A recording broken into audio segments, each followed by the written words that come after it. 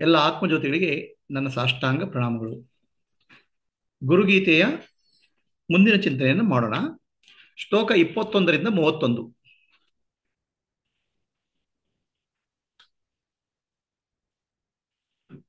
ಸ್ವದೇಶಿಕಸ್ಯೈವ ಚ ನಾಮ ಕೀರ್ತನಂ ಭವೇದ್ ಅನಂತಸ್ಯ ಶಿವಸ್ಯ ಕೀರ್ತನಂ ಸ್ವದೇಶಿಕಸ್ಯೈವ ಚ ರೂಪಚಿಂತನಂ ಭವೇದ್ ಅನಂತಸ್ಯ ವಿಶ್ವಸ್ಯ ಚಿಂತನಂ. ಸ್ವದೇಶಿಕಸ್ಯ ಅಂದರೆ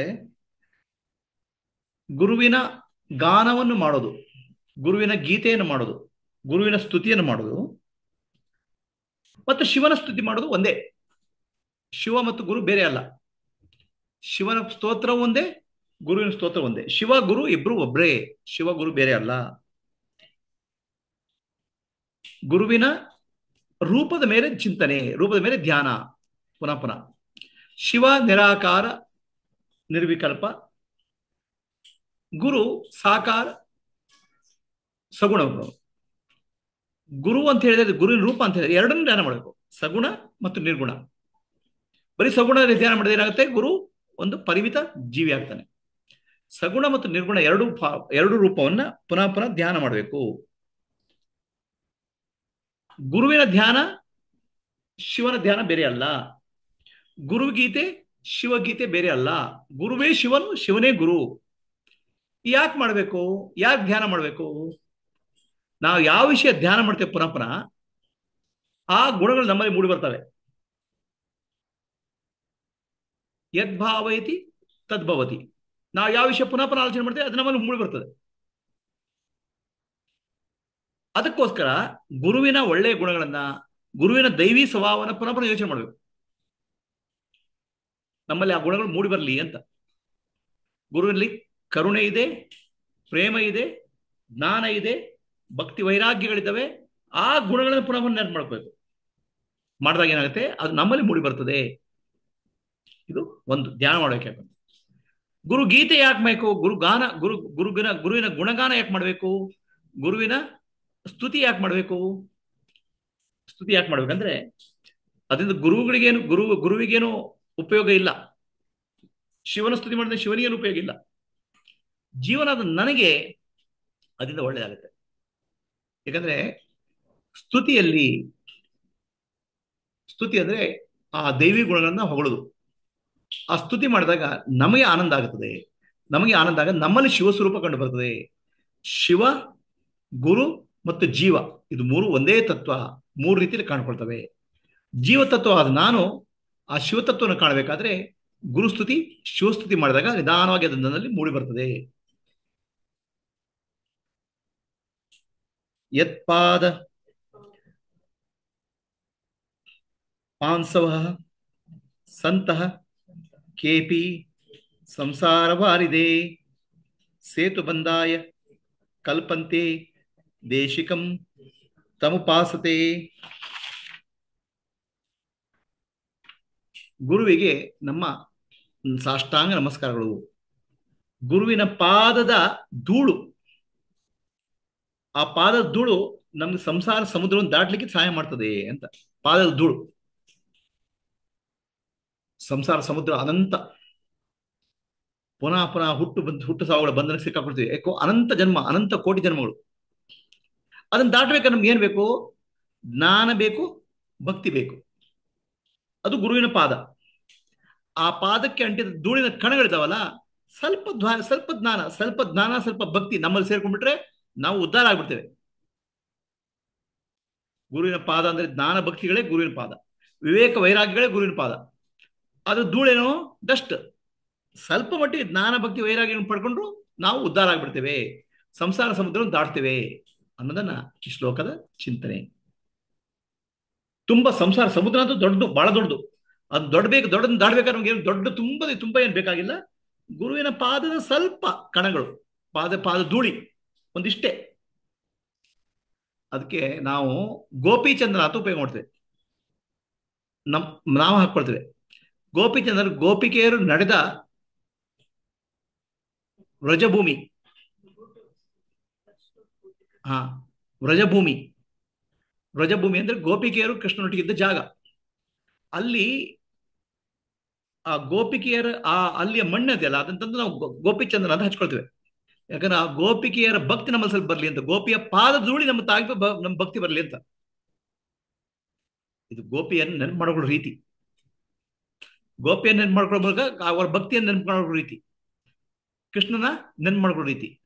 ಅಂದ್ರೆ ಒಬ್ಬ ಭಗವಂತನ ಕಾಣಬೇಕಾದ್ರೆ ಆ ಭಕ್ತನ ಮೂಲಕ ಕಾಣಬಹುದು ಅಂತ. ಸೊ ಪಾದ ಧೂಳಿ, ಗುರುವಿನ ಪಾದ ಧೂಳಿ ಇದೆಯಲ್ಲ, ಅದು ಪವಿತ್ರ. ಕಾಶಿ ಕ್ಷೇತ್ರ ನಿವಾಸಸ್ಯ ಜಾಹ್ನವಿ ಚರಣೋದಕಂ ಗುರು ವಿಶ್ವೇಶ್ವರ ಸಾಕ್ಷಾತ್ ತಾರಕಂ ಬ್ರಹ್ಮನಿಶ್ಚಿತಂ.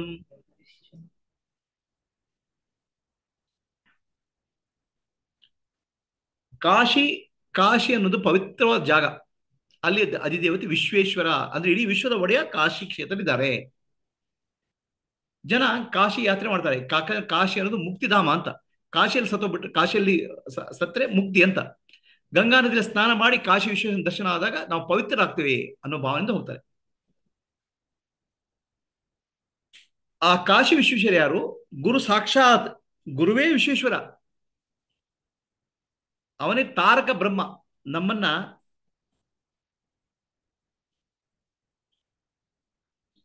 ಸಂಸಾರ ಸಮುದ್ರವನ್ನು ದಾಟಿಸುವಂತ ತಾರಕ, ದಾಟಿಸುವಂತ ತಾರಕ. ಆ ಸಂಸಾರ ಸಮುದ್ರವನ್ನು ದಾಟಿಸುವಂತ ಬ್ರಹ್ಮ ಅವನು. ಯಾರು? ಗುರು. ಅವನು ವಿಶ್ವೇಶ್ವರ ಅಂತ. ಇದು ಮೊದಲು ಗುರುವಿಗೆ ಗುರುವಿನ ಹೋಳಿಕೆ. ಏನ್ ಹೋಳಿಕೆ? ವಿಶ್ವೇಶ್ವರ ಅಂದ್ರೆ ಏನಪ್ಪಾ? ವಿಶ್ವದ ಒಡೆಯ, ಈಶ್ವರ. ಗುರು ವಿಶ್ವೇಶ್ವರ ಯಾವಾಗಾದ? ಆ ಈಶ್ವರನಿಗೆ ಒಂದು ಶಕ್ತಿ ಇದೆ. ಏನ್ ಶಕ್ತಿ? ಜ್ಞಾನ ಶಕ್ತಿ. ಸದ್ಗುರುವಿನ ರೂಪದಲ್ಲಿ ಅದೇ ಈಶ್ವರ ಮುಕ್ತಿಯನ್ನು ಕೊಡುವಂತ ಜ್ಞಾನವನ್ನು ಕೊಡ್ತಾನೆ. ಆ ಜ್ಞಾನ ಶಕ್ತಿಯನ್ನು ಕೊಡುವಂತ ಈಶ್ವರನ ರೂಪ ಸದ್ಗುರು, ಒಂದೃಷ್ಟಿಯಿಂದ. ಯಾಕಂದ್ರೆ ಕಡೆಗೆ ಗಂಗೆ ಹೋಗಿ ಸ್ನಾನ ಮಾಡೋದು ಯಾಕೆ? ಪವಿತ್ರ ಆಗ್ಲಿಕ್ಕೆ. ವಿಶ್ವೇಶ್ವರ ದರ್ಶನ ಯಾಕೆ ಮಾಡೋದು? ಮುಕ್ತಿ ಪಡಿಲಿಕ್ಕೆ. ಆ ಮುಕ್ತಿ ಮತ್ತು ಜ್ಞಾನ, ಮುಕ್ತಿ ಮತ್ತು ಪರಿಶುದ್ಧ ಆಗುವುದು ಎರಡು ಗುರುವಿನ ಸನ್ನಿಧಿಯಲ್ಲೇ ಆಗ್ತದೆ. ಶ್ರವಣ ಮನನ ಇತಿಹಾಸ ಸೇವೆಯಲ್ಲಿ ಎಲ್ಲ ಮುಗ್ದೋಗ್ಬಿಡ್ತದೆ, ಎಲ್ಲ ಬಂದ್ಬಿಡ್ತದೆ. ಅದಕ್ಕೋಸ್ಕರ ಗುರುವೇ ವಿಶ್ವೇಶ್ವರ ಅಂತ ಒಂದು ದೃಷ್ಟಿಯಲ್ಲಿ. ಈಶ್ವರ ಸ್ವರೂಪ. ಯಾಕಂದ್ರೆ ಈಶ್ವರ ಗುರು ಆತ್ಮೇತಿ, ಈಶ್ವರನೇ ಗುರು ಆಗಿ ಕಾಣ್ತಾನೆ, ಆತ್ಮಸ್ವರೂಪ ಕಾಣ್ತಾನೆ. ಒಂದು ಅಂತ. ಇನ್ನೊಂದು ಅರ್ಥ ಅಂದ್ರೆ ಕಾಶಿ ಕ್ಷೇತ್ರಕ್ಕೆ ವಾರಣಾಸಿ ಅಂತ ಹೇಳೋದು. ವಾರಣಾಸಿ ಅಂದ್ರೆ ಹುಬ್ಬು. ಆ ಹುಬ್ಬಿನ ಮಧ್ಯೆ ಇರೋ ಜಾಗ ಇದೆಯಲ್ಲ, ಅದು ನಮ್ಮ ಅರಿವಿನ ಸ್ಥಾನ, ಮೂರನೇ ಕಣ್ಣು. ಅಲ್ಲಿ ಧ್ಯಾನ ಮಾಡಿದಾಗ ಅದೇ ಪ್ರಯಾಗದಲ್ಲಿ ಸ್ನಾನ ಮಾಡೋ ಪುಣ್ಯಫಲ.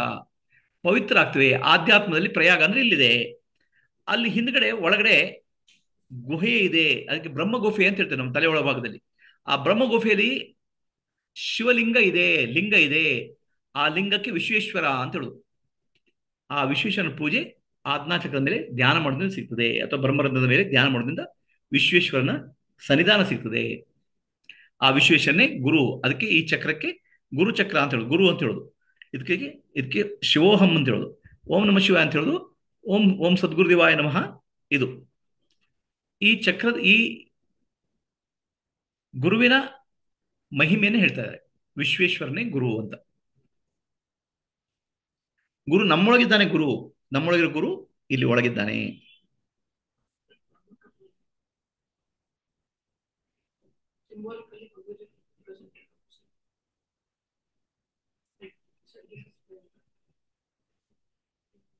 ಇದು ಪ್ರಯಾಗರಾಜ. ಕಡೆಗೆ ತಲೆ ಒಳಗಿರುವ ಕಪಾಲಕ್ಕೆ, ಅದಕ್ಕೆ ಬ್ರಹ್ಮ ಕಪಾಲ ಅಂತ ಹೇಳುದು. ಅದಕ್ಕೆ ಇಂಗ್ಲಿಷ್ನಲ್ಲಿ ಕೇವ ಬ್ರಹ್ಮನ್ ಅಂತ ಹೇಳುದು. ಶಿವ ಗುಹೆಯಲ್ಲಿ ತಪಸ್ ಮಾಡ್ತಾ ಅಂತ ಹೇಳ್ತಾರೆ. Shiva meditates in cave. ಆ meditation cave is represent by cave of Brahman, Brahma ಕಪಾಲ. ನಮ್ಮ ಕಪಾಲ ಇದೆಯಲ್ಲ, ಅದೊಂದು ಗವಿ ಇದ್ದ ಹಾಗೆ. ಆ ಗವಿಯಲ್ಲಿ ಶಿವ ಇದ್ದಾನೆ ಅಂತ, ಗುಹೇಶ್ವರ ಅಂತ.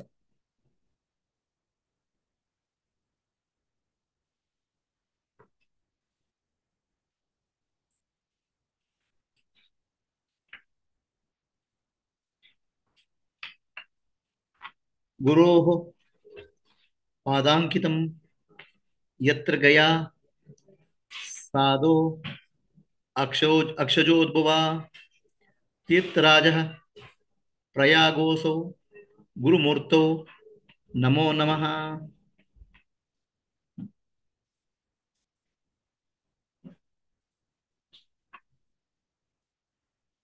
ಗಯಾ ಮತ್ತು ಪ್ರಯಾಗ ಇದು ಬಹಳ ಪವಿತ್ರವಾದ ಜಾಗಗಳು.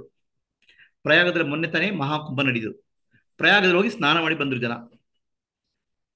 ಆಯ್ತಾ, ಇದು ಪವಿತ್ರ ಸ್ಥಳ, ಪವಿತ್ರ ತೀರ್ಥ ಅಂತ ಹೆಸರು ಪ್ರಯಾಗಕ್ಕೆ. ಅದೇ ಪ್ರಯಾಗದ ಸ್ನಾನ ಮಾಡಿದ್ಮೇಲೆ ಗಯೆಗೆ ಹೋಗಿ ಪಿಂಡದಾನ ಮಾಡೋ ಕ್ರಮ ಇದೆ. ಗಯೆಯಲ್ಲಿ ವಿಷ್ಣು ಪಾದ ಇದೆ. ವಿಷ್ಣುವಿನ ಪಾದ ಗಯೆಯಲ್ಲಿದೆ. ಆ ಗಯೆಯಲ್ಲಿ ವಿಷ್ಣು ಪಾದಕ್ಕೆ ನಮನ ಮಾಡಿ ಅಲ್ಲಿ ಪಿಂಡದಾನ ಮಾಡೋ ಪದ್ಧತಿ ಇದೆ.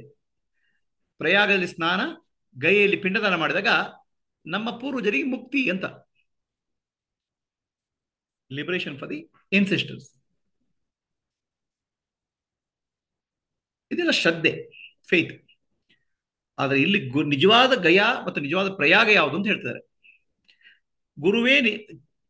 ಗುರುವೇ ನಿಜವಾದ ಪ್ರಯಾಗ, ಗುರುವಿನ ಪಾದವೇ ನಿಜವಾದ ಪ್ರಯಾಗ, ಗುರುವಿನ ಪಾದವೇ ನಿಜವಾದ ಮುಕ್ತಿಧಾಮ ಅಥವಾ ಗಯಾ ಅಂತ.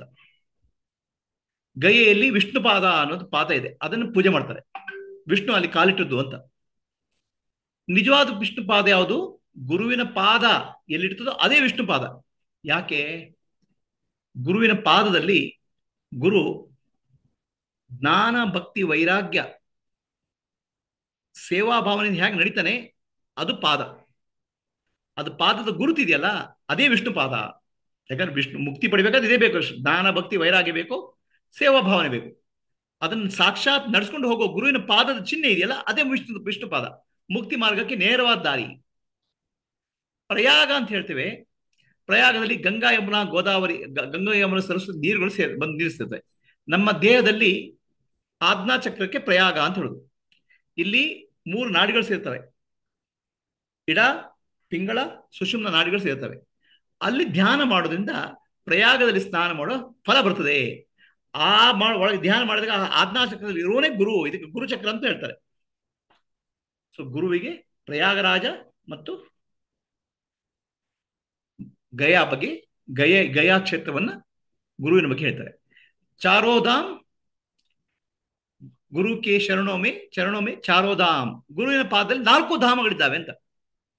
4 ಪವಿತ್ರವಾದ ಧಾಮಗಳಿದ್ದಾವೆ. ಗಂಗೋತ್ರಿ, ಯಮೋನೋತ್ರಿ, ಬದ್ರಿನಾಥ್, ಕೇದಾರ್ನಾಥ್. ಬಹಳ ಪವಿತ್ರವಾದ ಜಾಗ. ಅಲ್ಲಿ ಹೋಗಿ ಬಂದ್ರೆ ಪುಣ್ಯ ಪಡಿತೇವೆ, ಮುಕ್ತಿ ಪಡಿತೇವೆ ಅಂತ ಹೇಳ್ತಾರೆ. ಇಲ್ಲಿ ಏನ್ ಮಾಡ್ತೇವೆ ನಾವು? ಚಾರೋಧಾಮಕ್ಕೆ ಹೋಗ್ಬಿಟ್ಟು ಅಲ್ಲೊಂದು ದರ್ಶನ ಮಾಡಿ ಬರ್ತೀವಿ. ನಿಜವಾದ ಧಾಮ ಅಂತ ಹೇಳಿದ್ರೆ ನಮ್ಮನ್ನ ಪವಿತ್ರ ಮಾಡೋ ಜಾಗಗಳು. ಯಾವಾಗ ಪವಿತ್ರ ಮಾಡ್ತೇವೆ? ಅಲ್ಲಿ ಆತ್ಮಜ್ಞಾನ ಪಡ್ಕೋಬೇಕು. ಆತ್ಮಜ್ಞಾನ ಪಡ್ಕೊಂಡಾಗ ನಾವು ಪವಿತ್ರ ಇದೆ. ಅದೆಲ್ಲ ಗುರುವಿನ ಪಾದದಲ್ಲಿ ಸಿಗ್ತದೆ. ಅದಕ್ಕೆ ಗುರುಚರಣೋಮಿ ಚಾರೋಧಾಮ್. ಎಲ್ಲವೂ ಗುರುಚರಣದಲ್ಲಿದೆ, 4 ಧಾಮಗಳು ಅಂತ.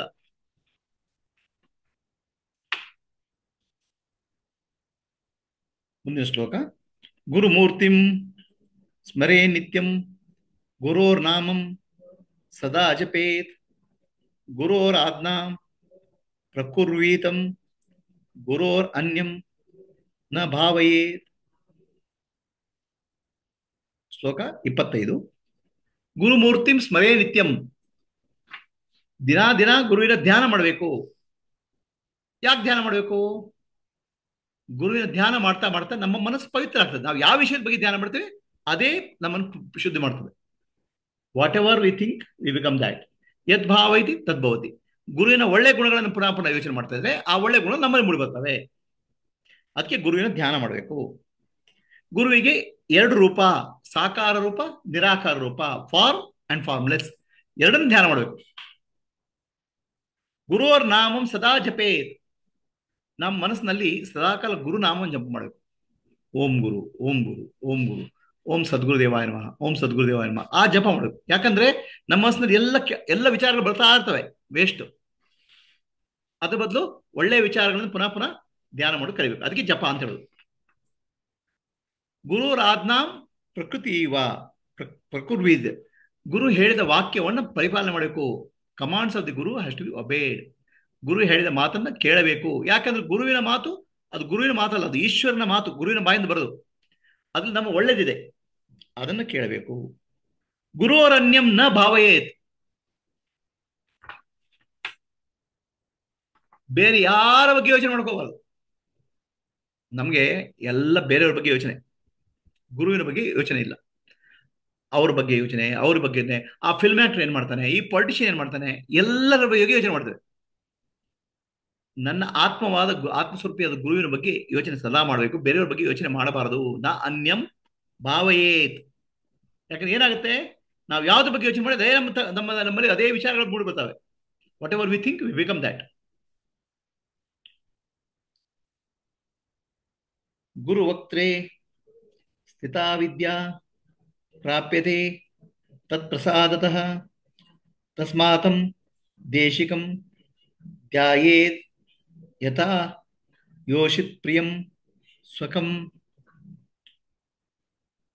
ಗುರುವಿನ ಬಾಯಲ್ಲಿ ಅತ್ಯಂತ ಇದು ಶ್ಲೋಕ 26. ಗುರುವಿನ ಬಾಯಲ್ಲಿ ಆ ವಿದ್ಯೆ ನಲಿದಾಡ್ತಾ ಇರ್ತದೆ, ಆತ್ಮಜ್ಞಾನ. ಆ ಗುರುವಿನ ಜ್ಞಾನ ಬರಬೇಕಾದ್ರೆ, ಆ ಗುರು ಕೊಟ್ಟ ಜ್ಞಾನ ಬರಬೇಕಾದ್ರೆ ಗುರುವಿನ ಕೃಪೆ ಬೇಕು, ಗ್ರೇಸ್ ಬೇಕು. ಅದಕ್ಕೋಸ್ಕರ ನೀವು ಧ್ಯಾನ ಮಾಡಬೇಕು, ಗುರುವಿನ ಧ್ಯಾನ. ಯಾತಕ್ಕೋಸ್ಕರ? ಗುರು ಕೃಪೆ ಆಗ್ಲಿ ಅಂತ, ಗುರು ಕೃಪೆ ಆಗ್ಲಿ ಅಂತ ಧ್ಯಾನ ಮಾಡಬೇಕು. ಹೇಗೆ ಧ್ಯಾನ ಮಾಡಬೇಕು? ಒಬ್ಬ ಹೆಂಗಸು ತನ್ನ ಗಂಡನ ಬಗ್ಗೆ ಸತತವಾಗಿ ಧ್ಯಾನ ಮಾಡ್ತಾಳೋ ಆ ರೀತಿ ಗುರುವಿನ ಬಗ್ಗೆ ಸತತವಾಗಿ ಧ್ಯಾನ ಮಾಡಬೇಕು. ಗುರುವಿನ ಬಾಯಿಯಲ್ಲಿ ವಿದ್ಯೆ ಸರಸ್ವತಿ ನಲ್ದಾಡ್ತಾ ಇರ್ತಾಳೆ. ಆ ಸರಸ್ವತಿ ಶಕ್ತಿ ಇರ್ತದೆ ಗುರುವಿನ ನಾಲಿಗೆಯಲ್ಲಿ. ಆತ್ಮಜ್ಞಾನ, ಅದಕ್ಕೆ ಪರಾವಿದ್ಯೆ ಅಂತ ಹೇಳೋದು. ಆ ವಿದ್ಯೆ ಗುರುವಿನ ನಾಲಿಗೆಯಲ್ಲಿ ಬರ್ತದೆ. ಆ ವಿದ್ಯೆ ನಮಗೆ ಸಿಗ್ಲಿ, ಗುರುವಿನ ಕೃಪೆ ನನಗಾಗಲಿ. ಗುರುವಿನ ಕೃಪೆ ಅಂದ್ರೆ ಆ ಜ್ಞಾನ ನನಗೆ ಸಿಗ್ಲಿ, ನನ್ನಲ್ಲಿ ನಾನು ಉದ್ಧಾರ ಆಗ್ಲಿ ಅಂತ ಗುರುವಿನ ಕೃಪೆಗೆ ಪ್ರಾರ್ಥನೆ ಮಾಡಬೇಕು. ನಾವು ಪ್ರಾರ್ಥನೆ ಮಾಡ್ತೇವೆ, ದೇವರಿಗೆ ಪ್ರಾರ್ಥನೆ ಮಾಡಿ, ಭಗವಂತ ನನಗೆ ಅದು ಕೊಡು, ಇದು ಕೊಡು, ನನಗೆ ಹಾಗೆ ಒಳ್ಳೇದಾಗ್ಲಿ, ನಮ್ಮ ಮಕ್ಕಳಿಗೆ ಒಳ್ಳೇದಾಗ್ಲಿ ಅಂತ ಪ್ರಾರ್ಥನೆ ಮಾಡ್ತೇವೆ. ಕಾಮ್ಯ ಕರ್ಮ ಅಂತ ಹೇಳು. ನಿಜವಾಗ್ಲೂ ನಾವು ಪ್ರಾರ್ಥನೆ ಮಾಡಬೇಕು, ಭಗವಂತನ ಮುಕ್ತಿ ಕೊಡ್ಲಿ ಅಂತ. ಮುಕ್ತಿ ಕೊಡೋನು ಯಾರು? ಅದೇ ಗುರು. ಭಗವಂತ ಮನುಷ್ಯರ ಬದಲು ಬಂದಾಗ ಈಶ್ವರ ಗುರು ಆತ್ಮೀಯತೆ ಮುಕ್ತಿ ಕೊಡ್ತಾನೆ. ಅದಕ್ಕೆ ನಾವು ಭಗವಂತ ಬೇರೆ ಗುರು ಬೇರೆ ಅಂತ ಕಲ್ಪನೆ ಮಾಡಬಾರ್ದು. ಗುರುವಿನ ರೂಪದಲ್ಲಿ ಭಗವಂತನೇ ನನಗೆ ಜ್ಞಾನ ಕೊಡ್ತಾ ಇದ್ದಾನೆ, ಜ್ಞಾನ ಇರಬೇಕು. ಅದನ್ನ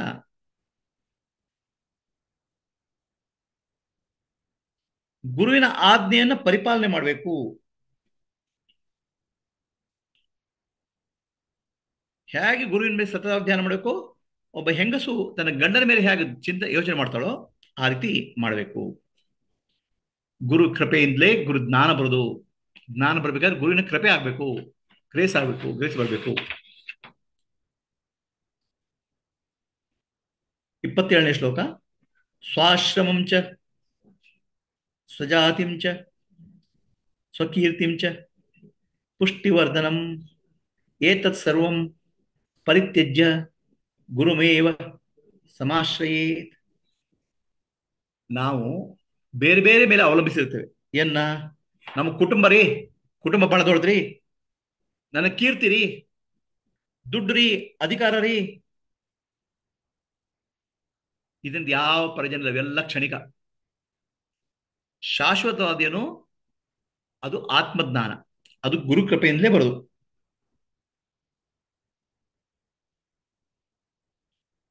ಅನಂತವಾದ ಆತ್ಮಜ್ಞಾನವನ್ನು ಪಡಿಬೇಕಾದ್ರೆ ಗುರು ಕೃಪೆಯನ್ನು ಪಡಿಬೇಕು. ಏನ ಆತ್ಮಜ್ಞಾನ? ನಾನೆಂಬುದು ನಾನಲ್ಲ, ಈ ದೇಹ ಮನಬುದ್ಧಿ ನಾನಲ್ಲ, ಸಚ್ಚಿದಾನಂದಾತ್ಮ ಶಿವನಾನೇ, ಶಿವೋಹಂ ಶಿವೋಹಂ ಶಿವೋಹಂ. ಆತ್ಮಜ್ಞಾನ ಪಡಿಬೇಕಾದ್ರೆ ಗುರು ಕೃಪೆ ಆಗ್ಬೇಕು. ಗುರು ಕೃಪೆ ಆಗ್ಬೇಕಾದ್ರೆ ಏನ್ ಮಾಡ್ಬೇಕು? ಬೇರೆ ಬೇರೆ ಹಿಡ್ಕೊಳ್ಳೋದು ಬಿಡ್ಬೇಕು. ಫ್ರೆಂಡ್ಸು, ರಿಲೇಟಿವ್ಸು, ಧನ ಕನಕ ಎಲ್ಲ ಬಿಡಬೇಕು. ಯಾಕಂದ್ರೆ ಮನಸ್ಸು ಬೇರೆ ಕಡೆ ಬೇರೆ ಬೇರೆ ಕಡೆ ಹೋಗ್ತಾ ಇರ್ತದೆ. ಎಲ್ಲವೂ ಒಂದು ಗುರುವಿನ ಕಡೆ ಬರಬೇಕು, ಗುರುವಿನ ಜ್ಞಾನದ ಕಡೆ ಬರಬೇಕು, ಫೋಕಸ್ ಬರಬೇಕು. ಒಬ್ಬ ಈಗ IIT ಓದ್ತಾ ಇದ್ದಾನೆ, ಓದ್ಬೇಕಾದ್ರೆ ಅದು ಓದ್ತೇನೆ, ಇದು ಓದ್ತೇನೆ, ಇದು ಓದ್ತೇನೆ ಆಗಲ್ಲ. ಫೋಕಸ್ ಮಾಡ್ಬೇಕು ಅವನು. ಅದೇ ರೀತಿ ನಮ್ಮ ಮನಸ್ಸು ಬೇರೆ ಬೇರೆ ಕಡೆ ಹಂಚಿ ಹೋಗಬಾರ್ದು, ಗುರುವಿನ ಕಡೆ ಮಾತ್ರ ಇರಬೇಕು. ಅನನ್ಯಾನ್ ಚಿಂತೆಯಂತೋ ಯೇ ಧ್ರುವಂ ತೇಷಾಂ ಪರಂ ಪದಂ ತಸ್ಮಾತ್ ಸರ್ವ ಪ್ರಯತ್ನೇನ ಗುರೋರ್ ಆರಾಧನಂ ಕುರು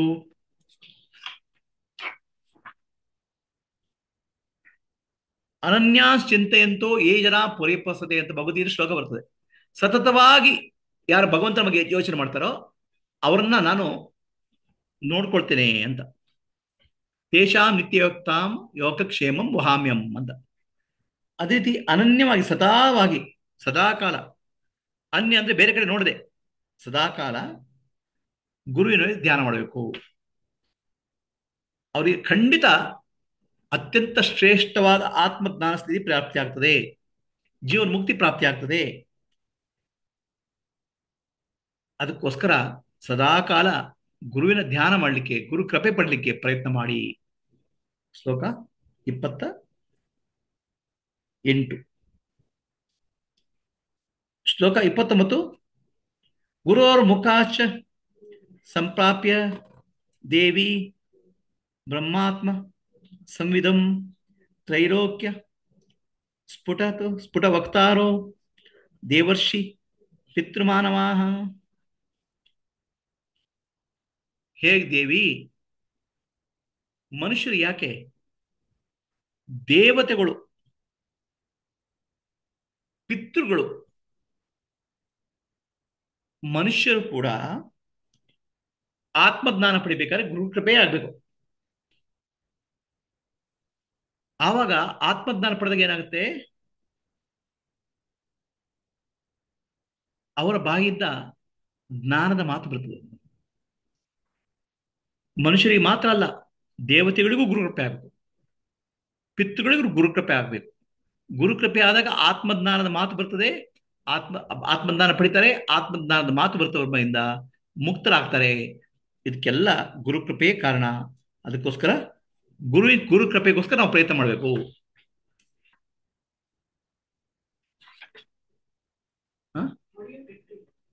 constant meditation. Whatever you meditate, you attract that.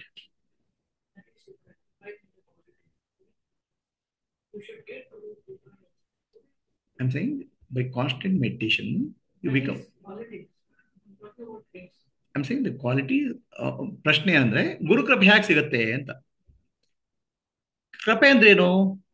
ನಮಗೆ ಏನು ಬೇಕು, ಏನಾಗಬೇಕು, ಅದು ಯಾವ ಕ್ಷಣಕ್ಕಾಗಬೇಕು, ಯಾವ ಕಾಲಕ್ಕಾಗಬೇಕು, ನಮ್ಮ ಪ್ರಯತ್ನ ಇಲ್ಲದ ಆಗುತ್ತೆ ಅಂತ ಕೃಪೆ ಅಂತ ಹೇಳೋದು.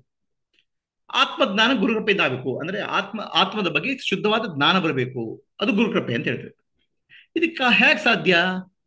ಗುರು ವಾಕ್ಯ ಪರಿಪಾಲನೆ, ಗುರು ಹೇಳಿದನ್ನ ಪರಿಪಾಲನೆ ಮಾಡಬೇಕು, ಶ್ರವಣ ಮನನ ನಿಧಿಯಾಸ ಮಾಡಬೇಕು, ಮತ್ತು ಸದಾ ಗುರುವಿನ ಚಿಂತನೆ ಮಾಡಬೇಕು. ಗುರುವಿನ ಚಿಂತನೆ ಮಾಡ್ತಾ ಏನಾಗುತ್ತೆ, ನಾವು ಗುರುವಿನ ಸ್ವರೂಪ ಆಗ್ಬಿಡ್ತೇವೆ. ಸಾಲೋಕ್ಯ, ಸಾಮೀಪ್ಯ, ಸಾರೂಪ್ಯ, ಸಾಯುಜ್ಯ, ಈ 4 ಹಂತಗಳಲ್ಲಿ ಗುರುವಿನ ಜ್ಞಾನ ತಷ್ಟಾನೆ ಮೂಡಿಬರುತ್ತದೆ. ಇದಕ್ಕೆ ಕೃಪೆ ಅಂತ ಹೇಳುದು. ಕೃಪೆ ಬರೋದು ಹೇಗೆ? ಗುರು ವಾಕ್ಯ ಪರಿಪಾಲನೆ, ಶ್ರವಣ ಮನನ ನಿಧ್ಯಾಸ ಸೇವಾ, ಮತ್ತು ಸತತವಾಗಿ ಗುರು ಧ್ಯಾನ. ನಾವು ಏನ್ ಧ್ಯಾನ ಮಾಡ್ತೀವಿ ನಾವು ಅದೇ ಆಗ್ಬಿಡ್ತೇವೆ. ಗುರುವಿನ ಧ್ಯಾನ ಮಾಡ್ತಾ ಮಾಡ್ತಾ ಗುರುವಿನ ಸ್ವರೂಪನ ಆಗ್ಬಿಡ್ತೇವೆ. ಅವಾಗ ಗುರುವಿನ ಜ್ಞಾನ ನಮ್ಗೆ ಬರ್ತದೆ.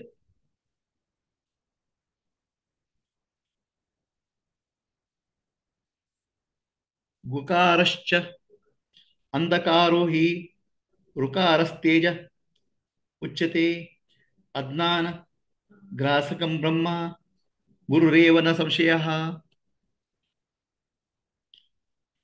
ಗು ಅಂದ್ರೆ ಕತ್ತಲೆ, ರು ಅಂದ್ರೆ ಬೆಳಕು.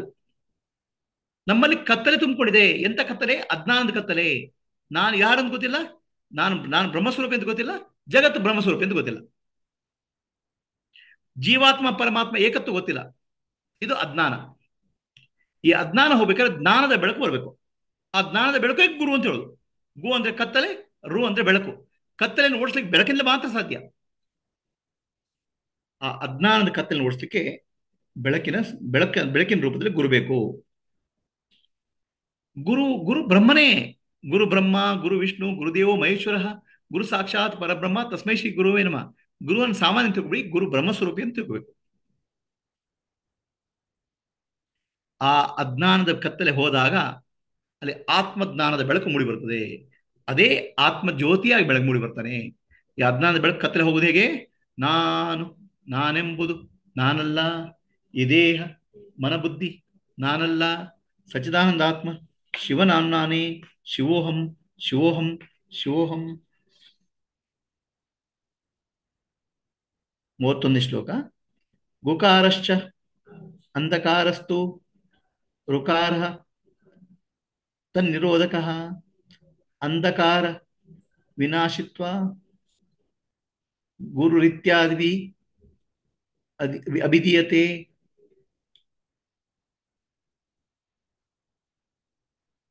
ಗುರು ಶಬ್ದ ಅರ್ಥ ಗುಕಾರ ಅಂದ್ರೆ ಅಂಧಕಾರ, ರುಕಾರ ಅಂದ್ರೆ ಬೆಳಕು, ರು ಅಂದ್ರೆ ಅಗ್ನಿ ಬೀಜ, ಅಗ್ನಿ ಅಗ್ನಿ ಫೈರ್. ರು ಅಂದ್ರೆ ಬೆಳಕನ್ನು ಕೊಡುವಂಥದ್ದು. ರಂ ಬೀಜ ಮಂತ್ರ ಮಣಿಪುರ ಚಕ್ರ ಅಂದ್ರೆ ಫೈರ್, ಅಗ್ನಿ.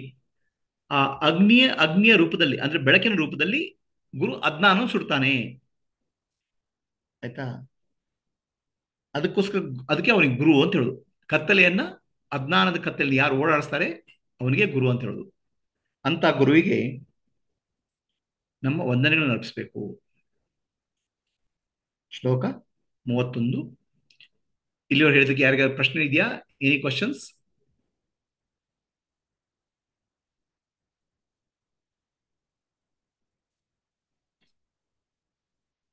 Anybody has a question? Satyavati ಅವರೇ, ಕಾತ್ಯಾಯಿನಿ? ಏನಿಲ್ಲ ಗುರುಜಿ. Okay, very good. ಪ್ರಶ್ನೆ ಇಲ್ಲ ಗುರುಜಿ, ಅರ್ಥ ಆಯ್ತು. ಅಯ್ಯೋ ಗುರುಜಿ, ಗುರುವಿನ ಮಹತ್ವದ ಬಗ್ಗೆ ಗುರುವಿನ ಮುಖ ಕೇಳ್ತಾ ಇರೋ ನಮ್ಮಷ್ಟು ಪುಣ್ಯವಂತರು ಅದೃಷ್ಟಶಾಲಿಗಳು ಬೇರೆ ಇಲ್ಲ. ಬೇರೆ ಪ್ರಶ್ನೆ ಕೇಳಕ್ಕಾದ್ರೂ ಏನಿರುತ್ತೆ ಗುರುಜಿ? ಹೊರಗಡೆ ಇಳಿದ್ರೆ ಸಾಕು ಅಷ್ಟೇ. ಜ್ಯೋತಿರ್ಗಮಯ ಮೃತ್ಯೋರ್ಮ ಅಮೃತಂ ಗಮಯ. ಓಂ ಶಾಂತಿ ಶಾಂತಿ ಶಾಂತಿ. ಪೂರ್ಣಮದಃ ಪೂರ್ಣಮಿದಂ ಪೂರ್ಣಾತ್ ಪೂರ್ಣಮುದಚ್ಯತೆ ಪೂರ್ಣಸ್ಯ ಪೂರ್ಣಮಾದಾಯ ಪೂರ್ಣಮೇವಾವಶಿಷ್ಯತೆ.